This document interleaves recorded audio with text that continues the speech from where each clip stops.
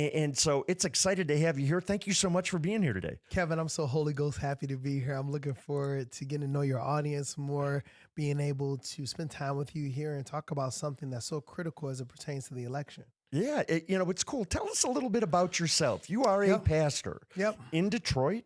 In Detroit, but we also influence Pontiac, Flint, and Saginaw. So the last 4 years, we do something called an Urban Roundball Classic, which is essentially Gus Smacker on steroids. So we give out a bunch of money to young people.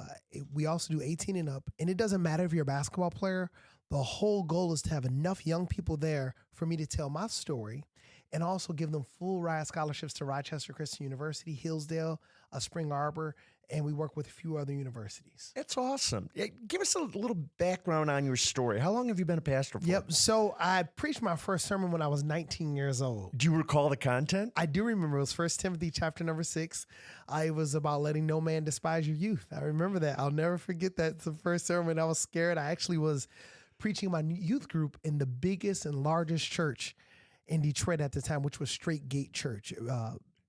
Jesus said, enter into the straight gate, for broad is the road and wide is the gate that leads to destruction, and there be many that enter therein. But straight is the gate and narrow is the way that leads to life, and there be few that find it. And you're 19, and how did you convince either the pastor or the reverend to allow you to stand up there and talk to his people? You know what? I still got to find out how that took place.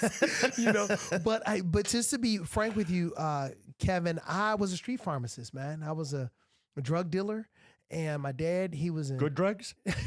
No. The street drugs. Yeah, I'm just kidding. Obviously. I was searching.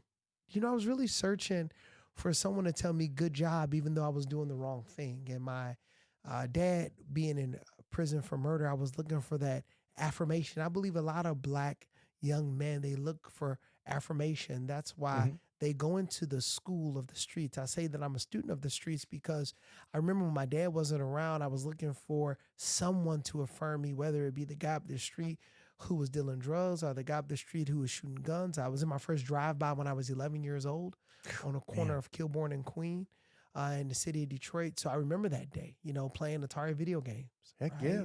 And you become numb to it, don't you? Right. And I remember what my mom did, and I thank God for my mother, she's my hero. What she did was she packed us all in like the Clampets. Remember the Clampets, Come listen to my story about a man named Jed.